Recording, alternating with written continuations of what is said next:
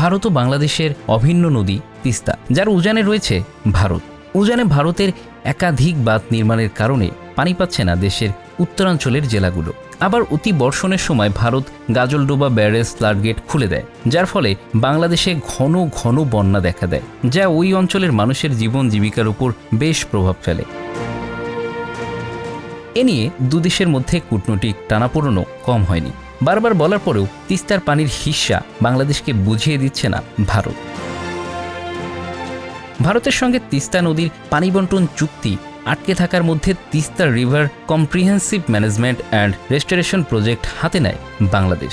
2019 সালের জুলাইয়ের বেইজিং সফরে এই প্রকল্পটিতে চীন সরকারের সহায়তার আশ্বাসও মেলে। এই প্রকল্পের মাধ্যমে তিস্তা নদীর উপকূল ব্যবস্থাপনার অবকাঠামো নির্মাণ ছাড়াও বন্যা নিয়ন্ত্রণ এবং গ্রীষ্মকালে পানি সংকট দূর করতে বিভিন্ন ধরনের অবকাঠামো গড়ে তোলা হবে বলে সে সময় এক প্রতিবেদনে জানিয়েছিল বিবিসি।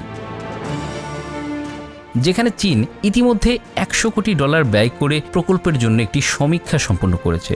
সেই সমীক্ষা সহ প্রায় 8,210 কোটি টাকার একটি প্রকল্প 2020 সালে নেওয়া হয়েছে।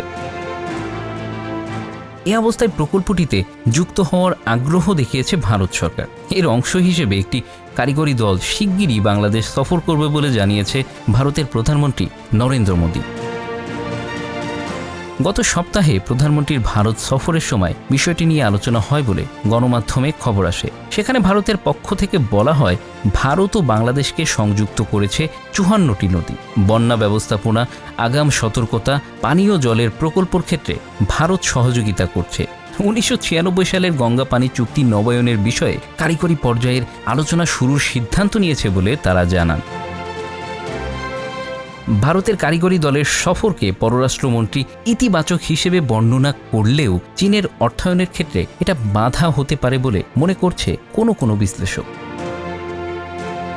জুলাইয়ে প্রধানমন্ত্রী শেখ হাসিনার বেইজিং সফরে তিস্তা প্রকল্পে চীনের অর্থায়নের বিষয়ে চূড়ান্ত সিদ্ধান্ত আসতে পারে। অনেকেই মনে করেন চীনকে ঠেকাতে পাল্টা প্রস্তাব হিসেবে নদী সংরক্ষণের প্রস্তাব দিয়েছে মোদী সরকার। বিশেষজ্ঞরা মনে করেন তিস্তার বাংলাদেশের অংশের পানি সংরক্ষণের জন্য ভারতের প্রস্তাবটি যথাযথ নয়। বাংলাদেশে এ ধরনের পানি সংরক্ষণের সুযোগ নেই। এর ফলে পরিবেশগত ও সামাজিক সমস্যা আরও বিপর্যয়কর হবে। এছাড়া জাতীয় নিরাপত্তার প্রশ্নে পানির ন্যায্য হিস্যার জন্য চীন, ভুটান ও নেপালের মতো তৃতীয় পক্ষকে অন্তর্ভুক্ত করার তাগিদ দেয়া হয়। Bangla affairs news desk.